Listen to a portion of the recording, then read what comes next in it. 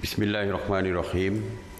Assalamualaikum warahmatullahi wabarakatuh dan salam sejahtera kepada seluruh rakyat Malaysia yang dikasihi sekalian.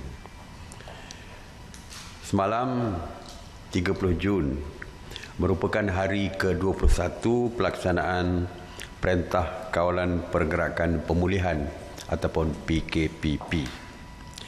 Polis Diraja Malaysia melalui Task Force Operasi Pematuhan melibatkan 2,850 pasukan pematuhan yang terdiri daripada 13,166 anggota telah membuat 61,262 pemeriksaan bagi memantau dan menguatkuasakan pematuhan SOP PKPP.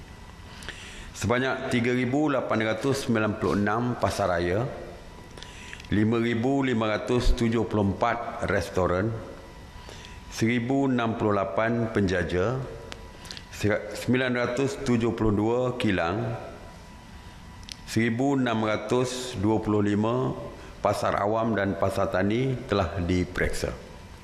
Dan turut diperiksa semalam adalah 4,087 tempat ibadah serta 1,632 tempat riadah. PDRM telah menahan 55 individu di atas kesalahan engkar arahan PKPP dan daripada jumlah tersebut 11 individu telah direman manakala 44 individu lagi telah dikenakan kompaun.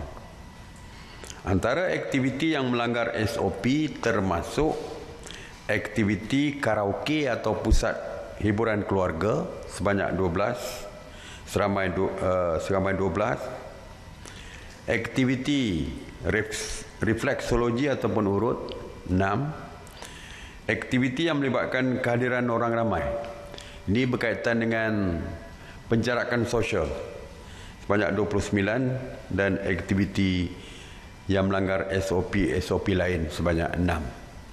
Jadi seperti saya katakan bahawa pihak polis terus mengambil tindakan terhadap mana-mana yang engkar untuk mematuhi SOP PKPP ini. Mengenai kawalan sempadan, operasi Benteng melibatkan PDRM, ATM, APMM dan juga AKSEM masih mengawal ketat sempadan negara secara bersepadu bagi menyekat kemasukan parti ke negara kita.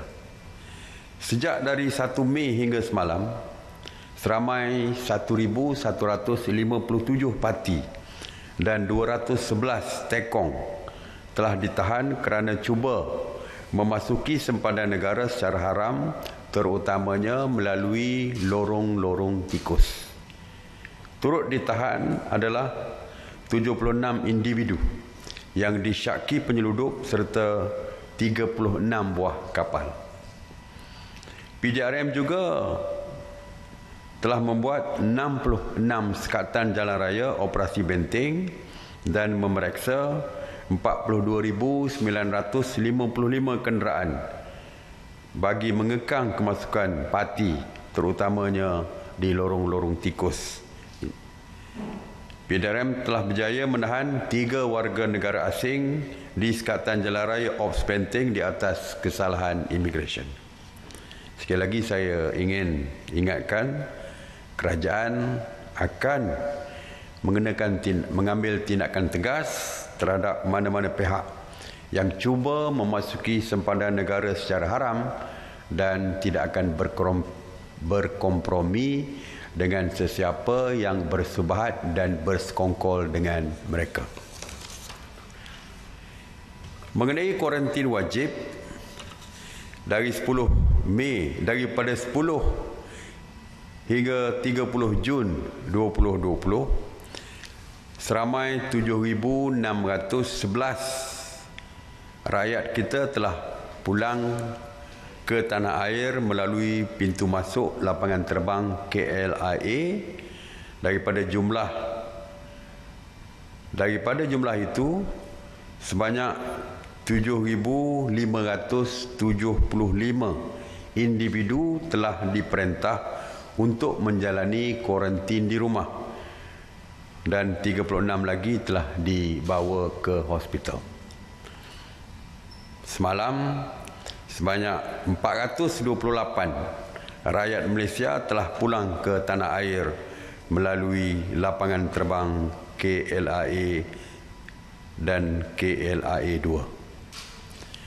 Kesemua 428 individu tersebut telah diperintah untuk menjalani proses kuarantin wajib di rumah.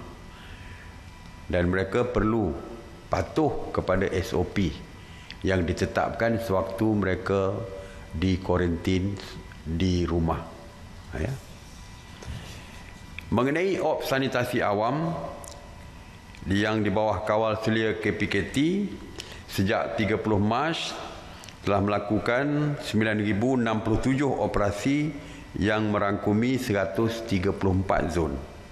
Semalam, sebanyak 28 operasi sanitasi meliputi 23 zon di 8 buah negeri, antaranya Sabah 10 operasi, Sarawak 4 operasi, Melaka dan Terengganu 3 operasi.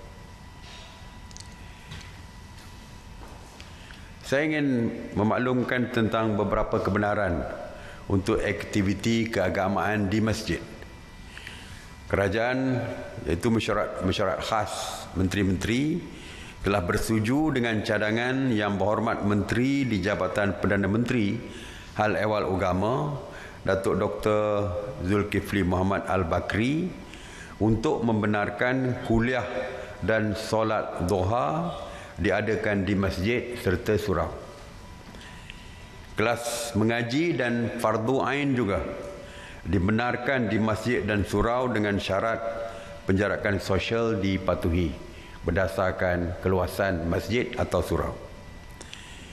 Kuliah dan solat duha serta kelas mengaji dan fardu ain boleh diadakan bermula minggu ini.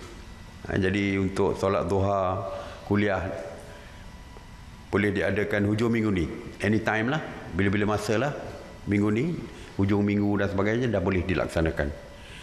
Walaupun kebenaran ini tertakluk juga kepada SOP yang telah pun ditetapkan untuk aktiviti dalam masjid, termasuklah sembahyang berjemaah, sembahyang Jumaat dan sebagainya. SOP tersebut perlu dipatuhi oleh peserta-peserta ataupun mereka yang terlibat di dalam aktiviti kelas mengaji fardu ain dan sebagainya.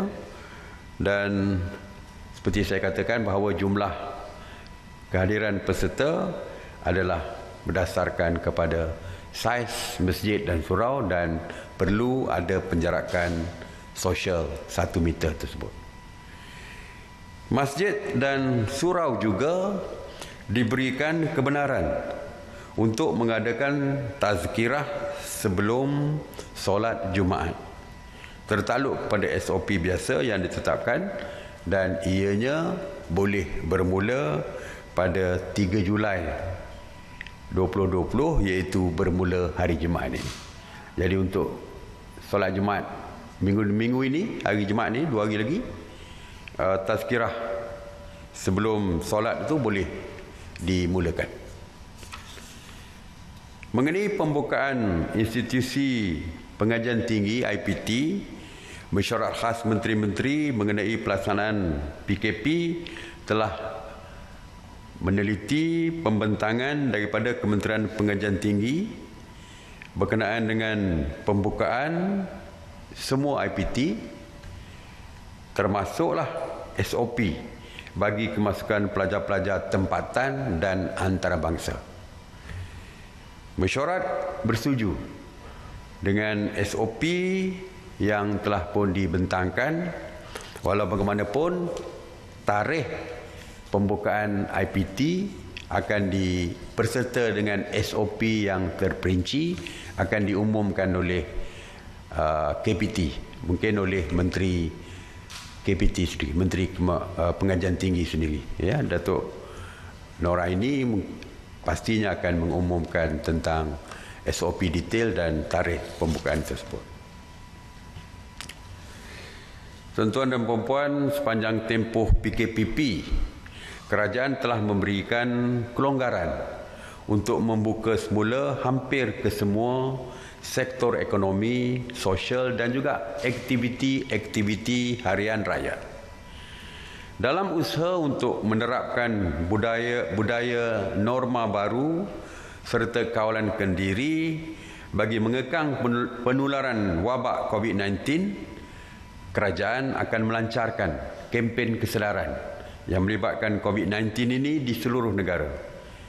Kempen ini akan dilancarkan oleh Yang Amat Berhormat Perdana Menteri Tan Sri Muhyiddin Yassin sebelum akhir Julai ini. Bagi memberi peluang dan ruang kepada semua rakyat Malaysia, sama ada yang berada di dalam negara maupun di luar negara, untuk menzahirkan kreativiti mereka, Kementerian Komunikasi dan Multimedia Malaysia akan menganjurkan pertandingan mencipta logo dan tagline kempen kesedaran mengenai COVID-19 ini. Pertandingan ini dibuka mulai 1 Julai hari ini sehingga 10 Julai Jumaat depan sebelum pukul 12.30 malam, dan semua rakyat Malaysia layak untuk menyertai pertandingan ini. Hadiah bagi pemenang tempat pertama adalah wang tunai sejumlah RM5,000, tempat kedua RM3,000 dan tempat ketiga RM1,000. Hadiah akan disampaikan oleh Yang Amat Berhormat Perdana Menteri Tan Sri Muhyiddin Yassin sewaktu majlis penyampaian kempen ini. Untuk penyertaan dan maklumat lanjut mengenai pertandingan ini bolehlah didapati dari laman sesawang KKMM di www.kkmm.gov.my atau laman web Jabatan Penerangan Malaysia www.penerangan.gov.my. Jadi tandingan ini boleh sesiapa saja boleh menyertai. Ya. Tuan-tuan dan puan-puan sekalian, hari ini merupakan hari pertama aktiviti-aktiviti riadah seperti panggung wayang, kolam renang serta taman tema yang dibenarkan beroperasi semula. Kerajaan telah mengambil keputusan ini setelah berbincang dengan Kementerian Kesihatan Malaysia dan juga Majlis Keselamatan Negara, dan ianya diputuskan oleh mesyuarat khas menteri-menteri. Jadi saya ingin mengingatkan kepada orang ramai supaya mematuhi SOP yang ditetapkan serta mengamalkan kawalan kendiri dan penjarakan sosial ketika beriadah. Jika bergejala, duduklah di rumah. Jangan keluar ke tempat awam. Kerjasama ini amat penting bagi memastikan rantaian jangkitan COVID-19 terus dapat kita putuskan. Oleh itu, amalkan kawalan kendiri untuk kekal selamat. Terima kasih. Saya buka kepada soalan. Terima kasih Datuk Seri. Soalan saya hari ini, manakah sekolah sudah dibuka, terutamanya kepada pelajar tingkatan 5 dan tingkatan 6 yang akan menghadapi peperiksaan besar. Jadi adakah pusat tuition akan dimulakan beroperasi? Dan soalan yang kedua, bagaimana pula dengan institusi pendidikan swasta dan sekolah pendidikan khas? Adakah juga akan diberi kebenaran untuk beroperasi? Dan yang ketiga juga, bagaimana dengan surau-surau sekolah? Sudahkah keputusan dicapai sama ada boleh digunakan atau belum? Saya dah umumkan itu hari bahawa SOP mengenai pusat tuition, pendidikan khas, surau-surau sudah pun boleh digunakan. Tetapi detailnya seperti saya katakan akan diumumkan oleh Yang Berhormat Menteri Kanan Pendidikan.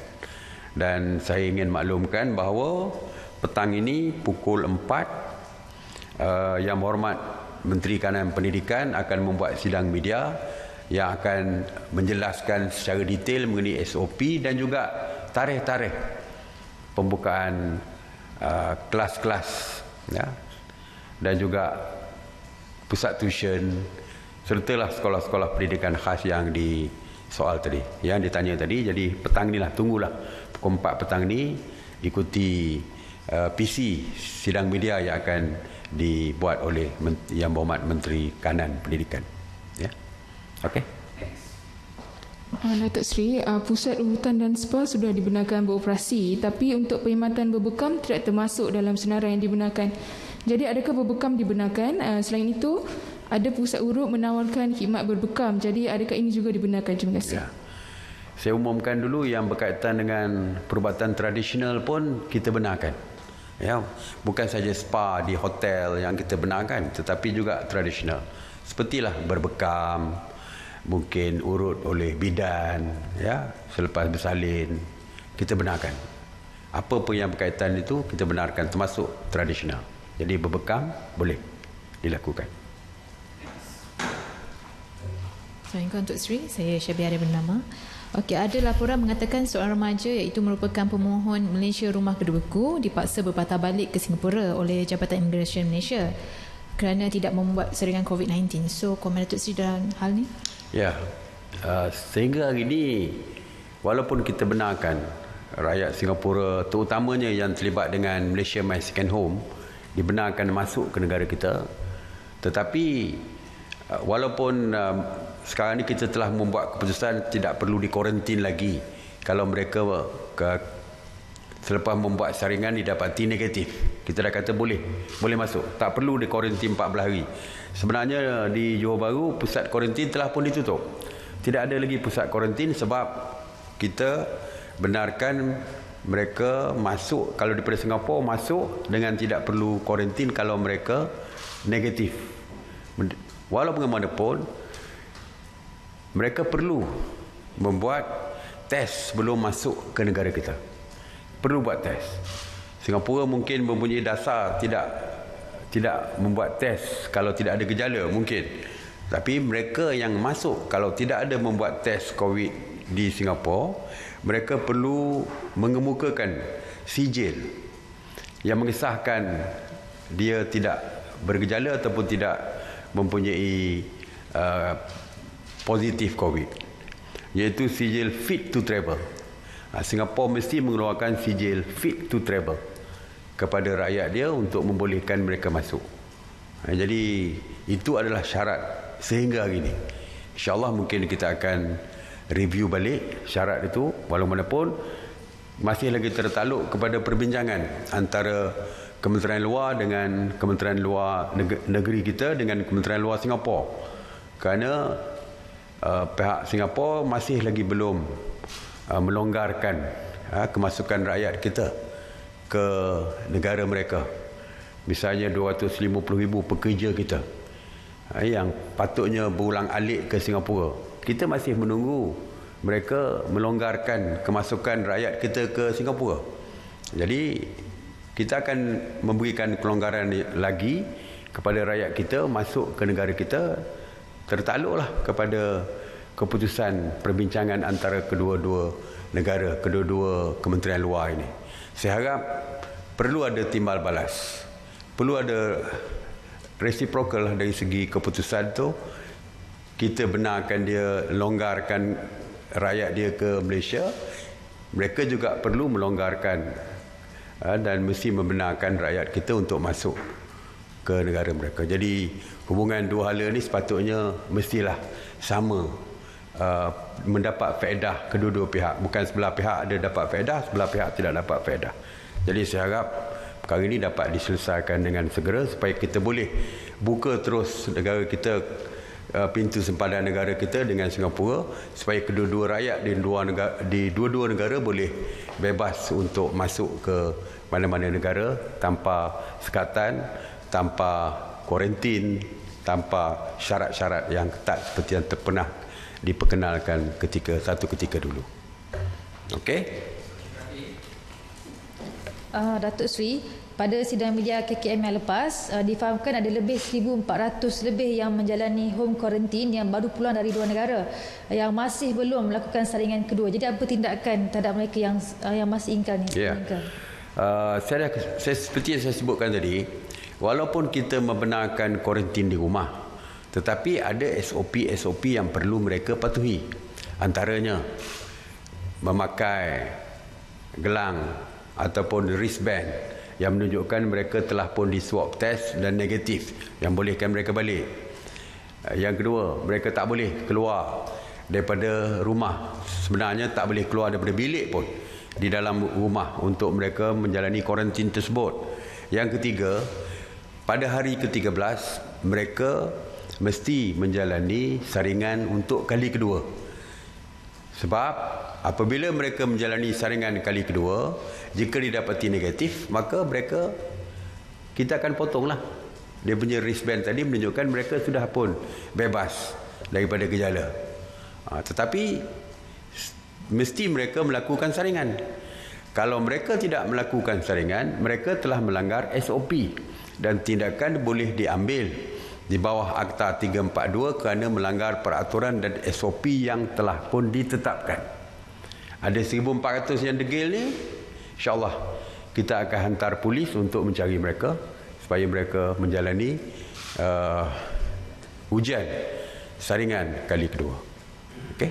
Jadi sama ada mereka nak tunggu polis datang ataupun mereka sendirilah pergi ke klinik-klinik dan sebagainya untuk membuat saringan kali kedua tersebut. Ataupun mungkin mereka boleh menelpon Kementerian Kesihatan, mungkin boleh membuat arrangement bagaimana nak atur untuk saringan kali kedua tersebut. Okey? Terima kasih. Assalamualaikum warahmatullahi wabarakatuh.